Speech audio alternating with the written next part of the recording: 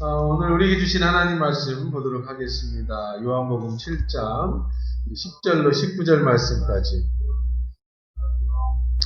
요한복음 7장 10절로 19절 말씀까지 우리 같이 읽겠습니다. 시작. 그 형제들이 명절에 올라간 후에 자기도 올라가시되 나타내지 않고 은밀히 가시니라. 명절 중에 유대인들이 예수를 찾으면서 그가 어디 있느냐 하고 예수에 대하여 무리 중에서 수군거림이 많아 어떤 사람은 좋은 사람이라 하며 어떤 사람은 아니라 우리를 미혹한다 하나 그러나 유대인들을 두려워함으로 드러나게 그에 대하여 말하는 자가 없더라. 이미 명절의 중간이 되어 예수께서 성전에 올라가사 가르치시니 유대인들이 놀랍게 여겨 이르되 이 사람은 배우지 아니하였거늘 어떻게 그를 아느냐 하니 예수께서 대답하여 이르시되 내 교훈은 내 것이 아니요 나를 보내신 이의 것이니라. 사람이 하나님의 뜻을 행하려 하면 이 교훈이 하나님께로부터 왔는지 내가 스스로 말함인지 알리라. 내가 스스로 말하는 자는 자기 영광만 구하되 보내신 이의 영광을 구하는 자는 참되니 그 속에 불의가 없느니라. 모세가 너희에게 율법을 주지 아니하였느냐? 너희 중에 율법을 지키는 자가 없도다. 너희가 어찌하여 나를 죽이려 하느냐. 네, 우리 24절까지 읽겠습니다. 무리가 대답하되 당신은 귀신이 들렸도다. 누가 당신을 죽이려 하나이까? 예수께서 이르시되 내가 한 가지 일을 행하매 너희가 다 이로 말미암아 이상히 여기는도다. 모세가 너희에게 할례를 행했으니 그런 할례를 모세에게서 난 것이 아니요 조상에게서 난 것이다. 그러므로 너희가 안식일에도 사람에게 할례를 행하느니라. 모세의 율법을 범하지 아니하려고 사람이 안식일에도 할례를 받는 일이 있거든. 내가 안식일에 사람의 전신을 건전하게 한 것으로 너희가 내게 노여워하느냐? 외모로 판단하지 말고 공의롭게 판단하라 하시니라. 주신 하나님 고맙습니다. 당신의 주시는 말씀에 은혜 받는 시간 되도록 인도해 주옵소서. 예수님의 이름으로 기도합니다. 아멘. 사람이 젊었다 혹은 늙었다 이야기할 때 기준이 뭘까요? 몇 살부터는 젊은 사람이고 몇 살부터는 늙은 사람입니까? 나이가 어린데도 나이 많은 사람처럼 행동하면 그 사람은 애늙은이라고 하고요. 연세가 많은데도 나이가 많은데도 젊은 사람처럼 행동하면 그 사람을 우리는 이라고 이야기합니다.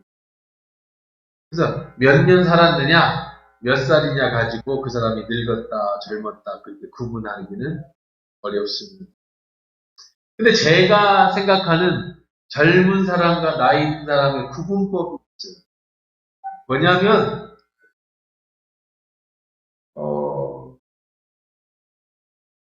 젊은 사람들은 미래를 얘기합니다. 꿈을 얘기합니다. 나 말이야 뭐 할 거야 뭐 할 거야 뭐 할 거야 뭐 하고 싶어. 내가 해야 할 일을 생각합니다. 그런데 나이 든 사람은 며칠 전의 것은 기억이 나는데 잘 안 나죠. 근데 몇십 년 전의 일은 잘 기억이 나. 그러니까 나이 든 사람의 특징은 미래를 얘기하는 게 아니라 과거를 얘기를 많이 해요. 옛날에 말이에요. 이 사람은 나이 든 사람이에요. 옛날의 경험, 옛날 이야기를 많이 하는 사람은 나이 든 사람이고 앞으로 미래에 대한 계획과 미래에 대한 얘기를 많이 하는 사람은 젊은 사람입니다. 요즘 아이들이 꼰대라고 하는 단어를 써요. 꼰대. 기성세대를 비하하는 말입니다. 꼰대의 특징은 커피를 마셔도 꼭 커피에 우유를 타서 먹는다. 그걸 뭐라고 하냐면 라떼라고 하죠. 라떼. 그래서 꼭 라떼 커피만 먹는다는 거예요. 무슨 말이냐면 말 중에 라떼는 말이야. 라떼는 말이야. 그래서 라떼를 이렇게 설명을 라떼는 말이야. 왜 그럴까요? 자꾸 경험을 얘기하고 싶어요. 나 때 옛날에 말이야, 내 때를. 젊은이들은 늘 새로운 걸 추구합니다. 그래서 나 때 소리를 별로 듣고 싶어 하지 않아요. 세상은 변했다는 거죠. 그때는 그랬지만 지금은 아니라는 거예요. 그러니까 라떼 찾는 사람은 나이 든 사람이고 미래를 이야기하는 사람은 젊은 사람이고 또 젊은 사람과 나이 든 사람을 구분하는 단어는 도전이라고 하는 단어. 젊은 사람은 나이하고 상관없이 도전합니다. 뭔가 자꾸 하려고 합니다. 새로운 걸 시도합니다. 이 사람은 젊은 사람이고 자꾸 안주하려고 합니다. 내가 이미 이룬 것을 누리고 싶어하고 이미 누린 것에 앉아있고 싶어하고 이제 여유를 찾고 싶어하고 그런 사람은 나이 든 사람이에요. 준비하는 사람. 근데 그거는 나이하고 상관이 없어요. 도전하느냐 머무느냐가 젊은 사람이나 나이 든 사람이냐 구분한다는 거예요. 안 믿는 사람들은 이런 얘기를 합니다. 하늘에서 3번의 기회를 줍니다. 하나님이 누군지 모르니까 그냥 하늘에서 준다고 얘기를 하죠. 인생에 있어서 기회가 3번 온다. 그 기회를 놓치면 실패하게 되고 그 기회를 잡으면 성공하게 된다. 이렇게 얘기를 합니다. 젊은 사람은 그 기회를 노리고요. 나이 든 사람은 그 기회를 내가 잡았어야 되는데 후회합니다. 내가 이 남자 만나지 말고 저 남자 방학간 김씨를 만났으면 내가 이 고생을 안 할 텐데 내가 첫사랑에 실패하지 않았으면 내가 이런 어려움을 겪지 않을 텐데 내가 그때 그 사업에 손을 댔어야 돼. 내가 그때 아파트값 오르기 전에 아파트를 사놨어야 돼. 이건 다 나이 든 사람들 얘기야. 나이 들었다는 증거는 내가 옛날에 기회를 놓쳤다는 걸 얘기하는 거예요. 그건 나이가 든 사람이에요. 젊은 사람은 그거 아쉬워하지 않죠. 왜요? 앞으로 내게 남은 기회가 있습니다. 그래서 나이 든 사람과 젊은 사람을 구분하는 기준이 되는 겁니다. 근데 이 기회라는 것은요, 준비된 자의 것입니다. 잡는 자의 것이지. 5달란트, 2달란트 받은 자가 열심히 나가서 사업을 했습니다. 그래서 기회를 잡았습니다. 그래서 하나님 앞에 칭찬 들었습니다. 그러나 1달란트 받은 자는 기회를 잡지 않았습니다. 땅에 묻어뒀습니다. 묻지만 묻었습니다. 왜 그는 기회를 잡지 않았을까요? 실패를 두려워했기 때문입니다. 왜 그는 기회를 잡지 않았을까요? 여러분이 젊은지 나이가 들었는지를 한번 생각해 보면 좋겠어요. 여전히 여러분 입에서는 도전이 나오고 여전히 여러분 입에서는 무엇인가 새로운 기회를 찾고 그런다면 여러분은 아직 젊은 거예요. 70이든 80이든 상관없어요. 근데 아직 여러분이 텔레비전이나 보고 싶고 드라마나 보고 싶고 그냥 내가 조금을 벌었던 많이 벌었던 누리고 싶고 그럼 여러분이 20살이든 10살이든 10대든 그건 늙은 거예요. 기회는 잡아야 되는 겁니다. 기회라는 단어를 국어사전에 찾아보면 어떠한 일을 하는데 적절한 시기, 경우 이렇게 써있어요. 다시 말해서 어떤 일을 할 때라는 거예요. 때를 잘 잡으라는 겁니다. 그럼 우리가 지난주에 계속해서 얘기하고 있는 거. 때를 어떻게 알 수 있는가? 이 기회를 어떻게 잡을 수 있는가? 늘 말씀드리지만 여러분이 말씀과 기도로 여러분이 말씀을 매일 묵상하고요. 여러분이 기도하면서 하나님의 때, 하나님의 기회를 달라고 그것을 볼 수 있게 해달라고 그것을 잡을 수 있게 해달라고 기도해요. 특히 젊으신 분들, 여학생들 여러분일수록 더 우리는 기도하고 더 말씀 보면서 하나님 내가 이 기회와 이 때를 놓치지 않게 해주십시오라고 영적 분별력과 지혜를 달라고 기도해야 돼요. 세상 사람들이 말하는 하늘이 주는 기회, 우리 믿는 사람들이 말하는 하나님이 주시는 그때 그걸 잘 잡아야 돼. 그 기회는 언제 올지 모릅니다. 세상은 3번이라고 얘기하지만 하나님은 기도하는 자에게 작든 크든 많은 기회를 주셔요. 그러니까 여러분이 준비되어져 있으면, 기도로 준비하고 말씀으로 준비하고 세상적인 능력으로 준비만 되어 있으면 언제든지 하나님은 여러분에게 그 기회를 주시고, 여러분이 기도하는 가운데 말씀 보는 것은 그 기회를 잡을 때 세상이 말하는 성공이 그렇게 따라오는 겁니다. 여러분에게도 그런 기회가 온전히 잡히는 은혜가 있기를 주의 이름으로 축원합니다. 오늘 본문에 보면 예수님이 기다리던 그 기회가 왔어요. 그 때가 왔습니다. 하나님이 올라가라는 응답을 받았습니다. 지난주에 본 것처럼 10절에 그 형제들이 명절에 올라간 후에 자기도 올라가시되 나타내지 않고 은밀히 가시니라 그랬습니다. 안 간다고 하셨던 예수님이 기도하다가 하나님의 때를 만나서 예루살렘으로 올라가셨습니다. 예루살렘에 가보니까 시끌벅적합니다.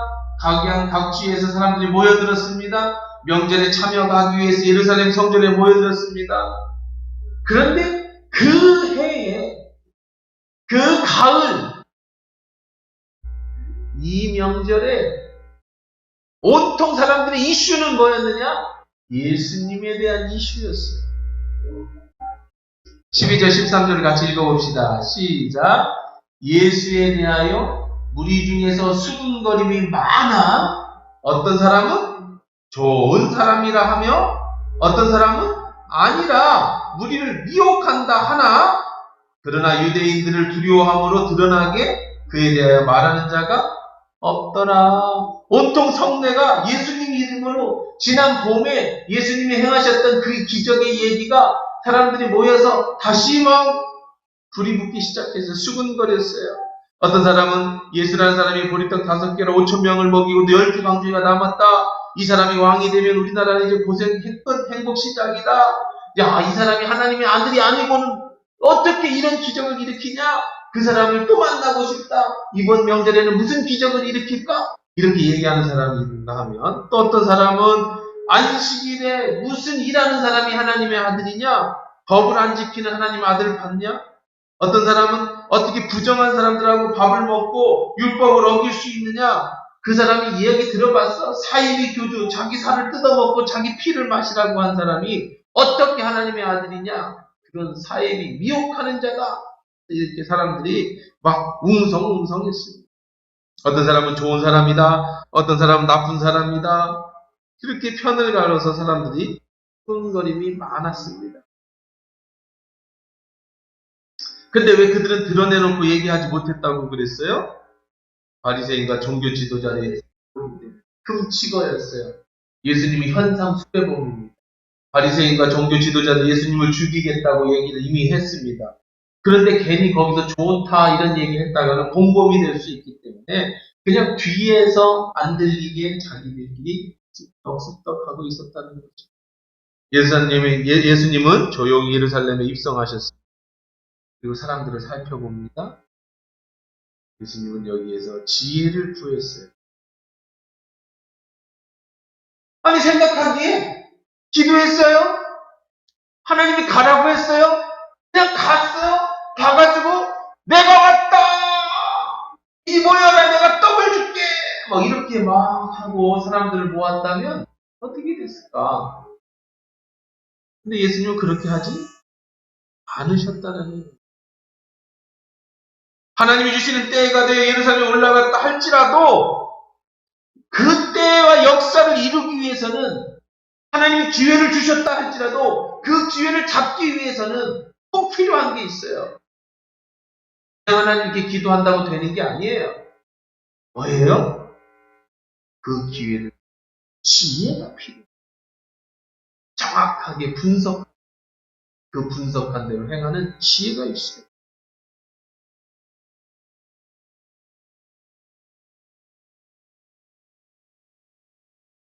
내가 지금 여기서 나를 나타내고 복음을 증거해야 할까?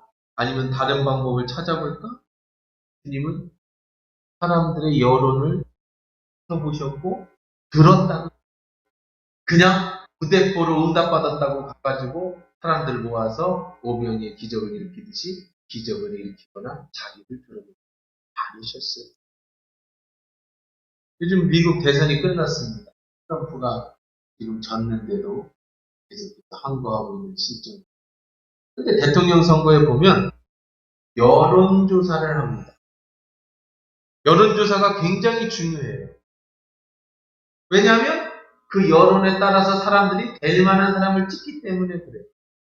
트럼프가 여론조사에서 승리했다. 그러면 사람들의 심리가 그래, 내 표를 버릴 순 없지. 그럼 내가 바이든이냐 트럼프냐 고민하다가 트럼프를 찍게 됐고, 내가 바이든이 여론조사에서 승리하면 그래, 내 표를 버릴 수 없지. 이왕이면 되는 거에 찍자. 바이든을 찍어요.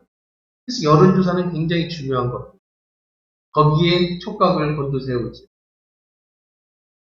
마찬가지로 예수님이 올라가셔서 그냥 내가 하나님의 아들이다 하지 않고, 지난 봄에 있었던 사건이 이번 가을 축제 때 어떻게 사람들의 여론이 도는가를 살피셨어요. 어떤 사람은 좋다, 어떤 사람은 나쁘다. 근데 좋은 사람이 더 많았다. 어찌됐든 예수님은 결정을 하십니다. 그래서 사람들 앞에 나타나는 거죠. 50절을 한번 읽어보겠습니다. 50절에 보니까 그중 한 사람 곧 전에 예수께 왔던 니고데모가 그들에게 말하되 우리 율법의 사람의 말을 듣고 행한 것을 알기에 심판하느냐? 니고데모의 이야기도 나옵니다. 다시 말해서 예수님이 사람들의 얘기를 들어보고 최종 어떤 지혜를 얻으셨느냐, 결정하셨느냐? 아, 내가 나타내도 되겠구나 판단을 하셨어요. 나를 돕는 니고데모도 있고 사람들도 있고, 자신의 사역이 왜곡되거나 방해받는 것이 하나님이 주시는 지혜로 사전에 방지하고, 사람들이 자신의 이야기를 오해해서 체포당함으로 아직 복음이 다 전해지지도 않은 때가 이르지도 않았는데 죽는 일이 없게 하려고 치밀하고 철저하게 예수님은 기도하고 작전을 세우시고 준비하시고 지혜로 그 일을 행하셨다는 거예요. 여러분, 우리는 이 말씀을 통해서 예수님의 지혜를 배워야 돼요. 여러분에게도 그런 지혜가 있어야 됩니다. 여러분이 사업을 할 때든, 자녀를 키울 때든, 직장에서 일을 할 때든, 여러분이 어떤 관계, 시어머니와 며느리의 관계든, 교회 생활의 관계든, 목사님과의 관계든, 여러분 목장 식구들 간의 관계든, 모든 인생에 있어서 우리는 지혜가 있어야 돼요. 내가 옳으니까, 내 생각이 맞으니까, 내가 하나님 앞에 응답받았으니까 그냥 밀어붙여. 그건 믿음이 아니에요. 내 신앙이 있음이 내가 옳다는 그런 식보다는 예수님이 가르쳐주던 뱀처럼 지혜롭게 나를 통해 하나님의 역사가 이루어지도록 하나님께서 주시는 지혜를 구해야 돼요. 지혜롭게 행동해야 돼요.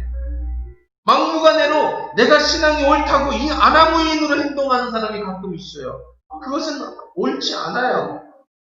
자기가 진리를 안다고 말하고 자기가 옳다고 다른 사람을 무시하는 사람이 있어요. 나는 기도를 이렇게 많이 하니까, 나는 이렇게 말씀을 많이 하니까, 나는 교회 목사니까, 나는 교회 장로니까, 나는 교회 뭐런 위치가 되니까, 이렇게 아나무인적으로 이야기하고 행동하는 사람이 있습니다. 이 사람은 위험한 사람입니다.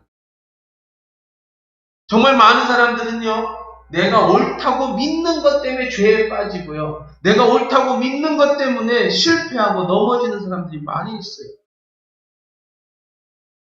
그러나 많은 사람이 자기가 옳다고 행동한 것 때문에 관계가 깨지고 교회를 어지럽히고 문제를 일으키는 사람이 정말 많다. 시간이 지나니까 내가 옳지 않았어요. 그때 그것이 옳았어요. 그리고 나서 그 생각해보니 그때 나의 행동이 하나님 앞과 사람 앞에 죄를 지었어요. 그런데 그렇게 후회해도 어쩔 수 없는 경우를 당하는 사람들이 많아요. 내가 아무리 옳다는 확신이 있어도요, 내가 하나님의 뜻을 분명히 행한다고 생각해도요, 우리는 지혜가 있어야 돼요. 지혜롭게 말해야 돼요. 지혜롭게 행동해야 돼요. 내가 하는 행동이, 내가 하는 말이 정말 하나님의 뜻인지 아닌지 확인하고 또 확인하고 하나님께 그 때인지 아닌지 묻고 예수님처럼 지혜롭게 그 일을 이룰 수 있도록 계획을 세우고 그렇게 해야 되는 거예요. 그렇지 않고 내 생각이 옳다고 내가 하나님 앞에 응답받았다고 그렇게 밀어붙이면 거기에는 실패가 오고 낙심이 오고 잘못하면 큰 하나님 앞에 사람 앞에 죄를 짓게 되는 경우가 있어요. 예수님에 대한 오해가 많았습니다. 반대로 예수님을 옳다고 하는 사람도 많았습니다. 예수님은 하나님의 때에 대한 사인을 받았고 음성을 들어서 예루살렘에 올라오셨지만 그래도 하나님의 음성만 들으신 게 아니에요. 사람들의 이야기도 들으셨어요. 아주 중요한 얘기죠. 하나님의 음성을 듣고 사인을 받아서 올라갈 때가 돼서 예루살렘에 올라오셨지만 그렇다고 예수님이 직접 나타나서 선포하는 게 아니라 조용히 올라오셨어요. 그리고 사람의 이야기를 들으셨어요. 예수님의 지혜로운 행동과 그런 선택, 결단, 우리에게는 그런 지혜가 있어야 돼요. 그리고 예수님은 내가 드러내도 되겠다. 그래서 말씀을 가르치기 시작했다는 거예요. 예수님 사람들 앞에서 이제 드디어 결정을 하시고 드러냅니다. 하나님의 아들임을 나타내고 가르치기 시작합니다. 역시 예상과 똑같이 예수님이 좋다는 사람도 있었지만 예수님을 반대하는 사람들이 있었어요. 예수님에 대한 반격이 시작됩니다. 15절 한번 읽어봅시다. 시작. 유대인들이 놀랍게 여겨 이르되 이 사람은 배우지 아니하였거늘 어떻게 글을 아느냐 하니 무슨 얘기예요? 쉽게 얘기해서 아니 이 사람은 글도 안 배우고 어떻게 글을 아냐 천재다 이런 얘기가 아니에요. 아니 이 사람은 학교도 제대로 안 나온 사람인데 예수라는 사람은 무식한 사람인데 그거 어떻게 글을 배워서 우리에게 가르치냐 이런 얘기입니다. 지금 성전에서 예루살렘 성전에서 예수님이 가르치기 시작하셨다고 했죠. 그때 나타난 첫 번째 반응은 아니 무슨 자격으로 성전에서 예수는 가르치느냐 무자격자라는 거예요. 요즘은 목사가 되기 위해서도 자격을 갖춰야 됩니다. 그렇죠? 그럼 목사 되기가 얼마나 어려운지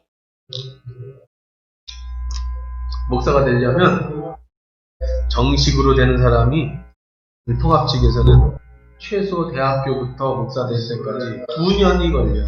아무리 빨라도 9년이에요. 10년 걸려요. 목사 안수, 목사 고시 떨어지면 뭐 11년도 걸리고 12년도 걸리고 그렇습니다. 저같이 신학대학교하고 신학대학원이나 중간에 유학을 갔다 오면 저는 공부 시작한 지 13년 만에 목사가 됐습니다. 또 시험에 다 정식을 통과할 때만 얘기해요. 근데 요즘 보면 속성으로 목사가 되는 사람도 있어요. 비디오 보고 아니면 뭐 그냥 초등학교 졸업했는데 검정고시 같은 것도 안 보고 갑자기 목사가 되는 사람도 있어요. 그러다 보니까 사회적으로 문제가 많이 있어요. 작년에 집사였던 사람이 갑자기 1년 만에 목사로 나타나기도 하고 그렇다고 또 개척하기도 하고 더 문제는 뭐예요? 그렇게 한 사람이 자기 멋대로 성경을 풀고 자기 멋대로 성경을 해석해서 무리를 일으키고 그러고 나서 주로 이제 그런 사람들이 뭐 은사다 막 이러면서 또 뭐 기도해주고 도와주고 그래서 또 성적 범죄를 저지르기도 해서 그냥 목사가 사그리 그냥 송두리째 이렇게 무시당하고 욕을 먹는 그런 시대인 것 같습니다. 그렇다면 과연 목사는 무슨 자격이 있느냐는 거죠. 최소한 9년 이상 신학을 공부하고 모든 시험에 통과해서 자격이 검증돼야만 목사가 되느냐? 하나님이 그냥 정해주면 되는 거 아니에요? 비디오로 공부했든 혼자 책 보고 공부했든 하나님이 인정해주면 목사가 되는 거지 꼭 학교를 나와야만 목사가 되는 거냐? 이렇게 말하는 분도 있어요. 그렇죠? 오늘 본문이 그런 말씀이에요. 예수님한테 이렇게 말합니다. 야, 네가 무슨 자격으로 성전에서 가르치냐? 네가 성전에서 가르칠 자격이 있느냐? 나는 네 부모를 안다. 내 부모가 30년 동안 넌 부모 밑에서 목수로 지낸 것도 안다. 너 목수로 집에서 나온 지 2년도 안 된 것도 안다. 근데 네가 하나님의 아들이라고? 근데 네가 지금 성전에서 하나님 말씀을 가르친다고? 여러분, 바울 같은 사람은 자기를 뭐라고 소개해요? 가말리엘의 문화생이었다고 소개하고, 바울은 가말리엘 문화생이라는 것은요, 지금으로 말하면 하버드 출신이라는 거예요. 그보다 더 크다는 거예요. 근데 예수님은 배운 적이 없어요. 지금식으로 말하면 네가 무슨 자격으로 목사라고 얘기하는 거야? 어제까지 목수인 걸 내가 아는데. 이런 얘기. 예수님이 대답하십니다. 16절입니다. 예수께서 대답하여 이르시되 내 교훈은 내 것이 아니요 나를 보내신 이의 것입니다. 뭐라고 말씀하시는 거예요? 내가 내 것을 얘기하는 게 아니야. 내가 배운 걸 얘기하는 게 아니야. 누구에 대해서 얘기하는 거라고요? 나를 보내신 이에 대해서 얘기하는 거야. 나를 누가 보냈죠? 하나님이 보냈어. 나를 보내신 그 하나님을 내가 얘기하는 거지, 내가 어떤 것을 배워서 너에게 말하는 것이 아니다. 그러면서 이렇게 얘기합니다.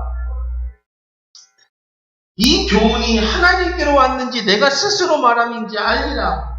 스스로 말하는 자는 자기 영광만 구하되 보내신 이의 영광을 구하는 자는 참되니 그 속에 불의가 없느니라.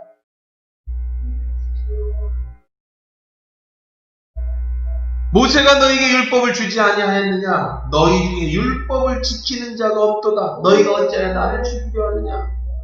예수님이 뭐라고 대답하시느냐 하면 이렇게 대답하시는 거예요. 나는 누구에게 공부 받은 적이 없어. 나는 나를 보내신 아버지한테 직접 들은 거야. 내가 직접 본 걸 얘기하는 거야. 여러분, 신학교에서 뭘 가르쳐요? 하버드 신학교가 있다고 해봅시다. 옥스퍼드 신학대학원이 있다고 해봅시다. 하버드든 옥스퍼드든 장로의 신학대학원이든 침례의 뭔 신학대학원이든 뭐에 대해서 가르쳐요? 하나님에 대해서 가르치죠. 예수님에 대해서 가르치죠. 그런데 예수님은 자기 자신에 대해서 얘기해야 되는데, 자기 아버지 하나님 앞에 대해서 얘기해야 되는데, 내가 왜 신학교를 나와야 되냐?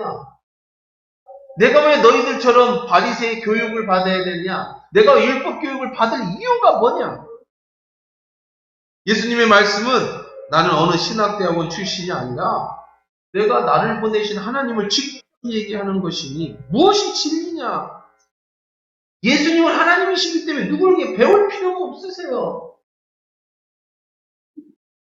지금은 달라요. 지금 그렇게 얘기하면 무조건 이단입니다. 나는 신학교 필요 없어. 왜 문부교부에서 교육부에서 인정하는 신학교를 나올 필요가 있어? 나는 하나님이 인정해주는 사람이야. 나는 하나님 앞에 직접 들어. 나는 하나님 말씀을 보면 하나님 직접 가르쳐 주셔. 그거 다 이단이에요. 다 사이비입니다. 절대 그런 사람 옆에 가면 안 돼요. 큰일 납니다. 왜 그래요? 예수님하고 지금 때가 다르죠. 시대가 다르죠. 예수님은 자기 자신을 나타내시기 때문에 학교 다닐 필요도 없었고, 예수님은 자기 자신을 나타내 하나님, 자기가 보내신 하나님을 증거하기 때문에 배울 필요가 없지만, 우리는 2000년 동안의 신학자들을 통해 말씀을 통해서 하나님에 대해서 배우고 예수님에 대해서 배워서 그분을 가르치고 그분을 전달해야죠. 공부해야 되는 겁니다. 저는 목사가 되려고 13년을 공부했지만 그 뒤로도 계속 공부해요. 지금도 공부합니다. 박사학위까지 배웠습니다. 지금 코로나19로 자유롭게 배우지 못하지만 지금도요, 인터넷으로다가 계속 배웁니다. 자격증 계속 따려고 하고. 우리 교회에서도 장로님들도 제가 배울 수 있도록 지금도 계속 지원해 주시죠. 배워야 해요. 예수님은 안 배웠으니까 나도 안 배워도 된다? 목사도 안 배울 필요 없다? 아니죠. 하나님의 음성을 직접 듣는다? 위험천만한 말씀입니다. 우리는 이 말씀을 통해서 하나님의 음성을 들어야 돼요. 그러니 정규 신학교도 나와야 됩니다. 신학자들이 연구해서 배운 것을 배워야 됩니다. 역사도 배워야 됩니다. 성경 지리도 배워야 됩니다. 교회사도 배워야 됩니다. 성경에 쓰여진 원어도 배워야 합니다. 배우지 않고 직접 듣는 건 예수님만 하실 수 있는 거예요. 그게 다 이 땅이에요. 왜 우리가 배워야 돼요? 예수님이 아니기 때문이죠. 자, 그러면 예수님이 신학교도 나오지 않았고 공부도 제대로 하지 않았지만 하나님에 대해서 증거하고 자신에 대해서 증거한다? 그러면 우리가 뭘 보고 믿으란 말이냐? 증거가 뭐냐? 그렇게 물어봅니다. 그럼 당신이 하나님의 아들이라는 증거, 당신이 지금 성전에서 가르칠 수 있는 자격이 있다라는 증거가 뭐냐?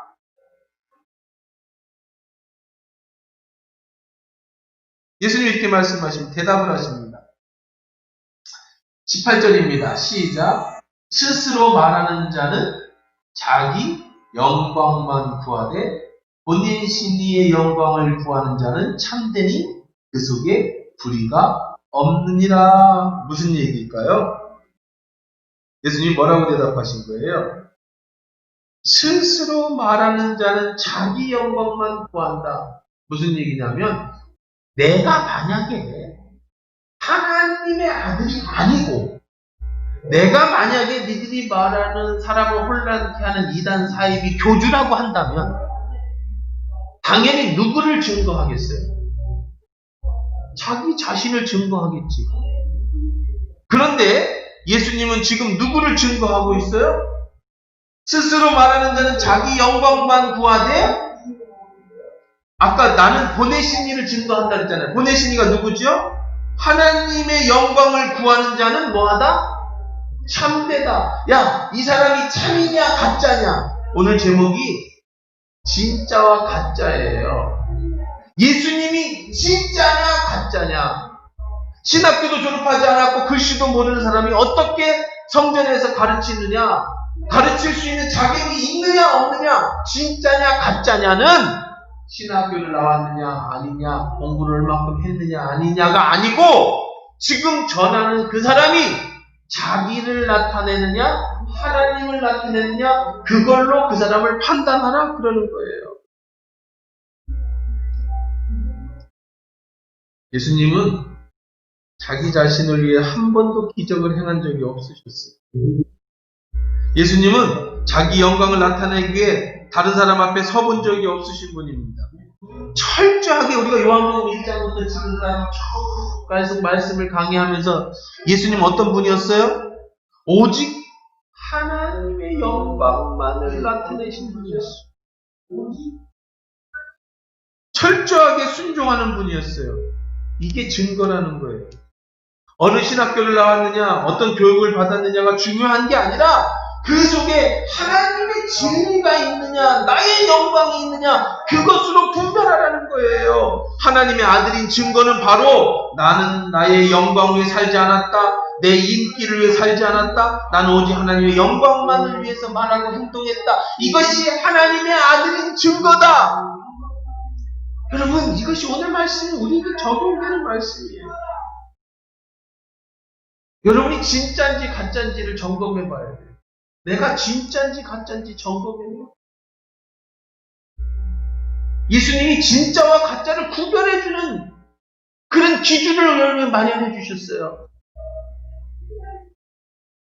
내가 예수의 제자의 증인된 삶을 살고 있는지 살펴봐야 되는데, 그것은 뭐예요?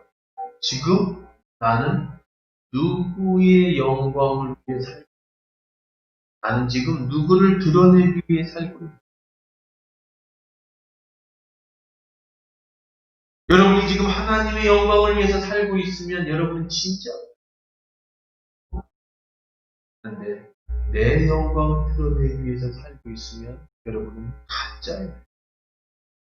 천국은 하나님의 영광을 위해서 사는 사람이 가는 곳이지 내 영광만을 위해서 사는 사람이 가는 곳이 아니라는 거예요.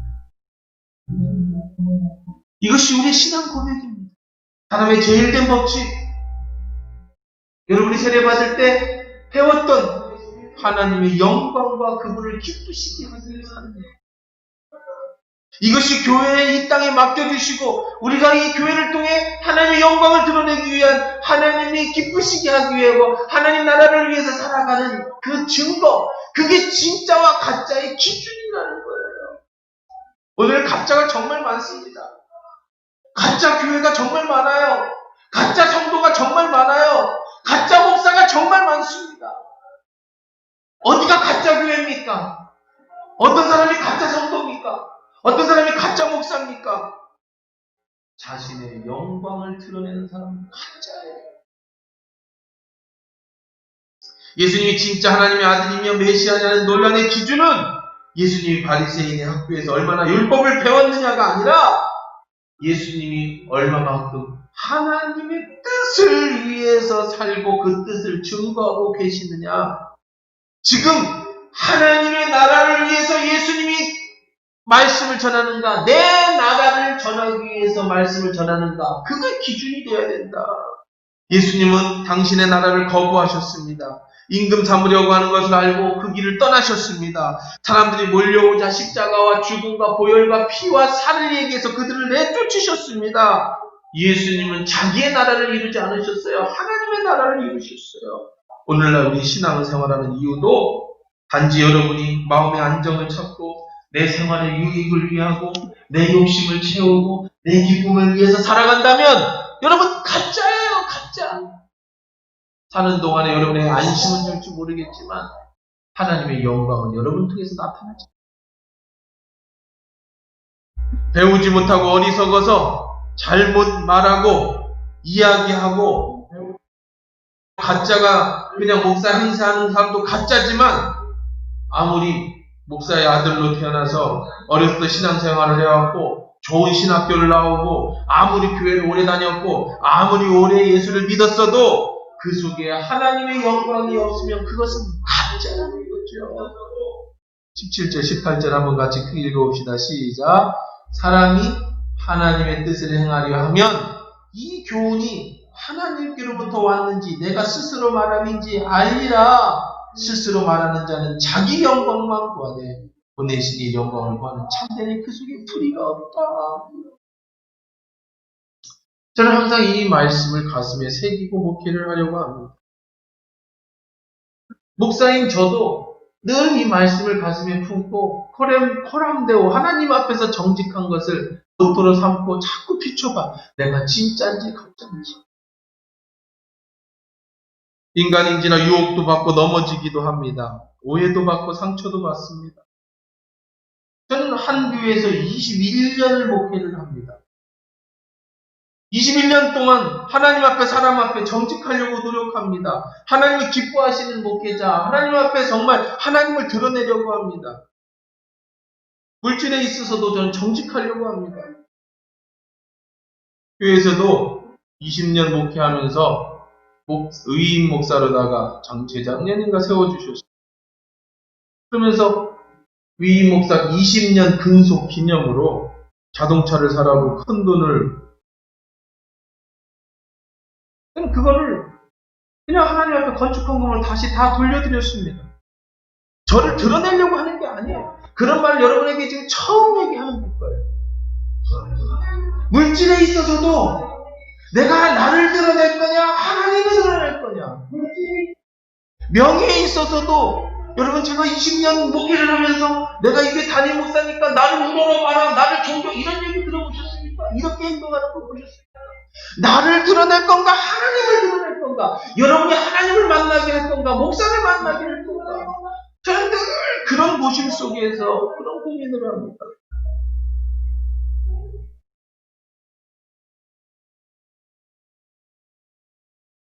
지금까지 많은 교회에서 부임 요청이 와도 이 교회는 비록 전주에 있고 시골에 있고 작은 교회지만 하나님의 부르신 곳이 이곳이기 때문에, 이곳에 있으라는 때가 이곳에 있기 때문에 지금까지 교회를 세웠어요.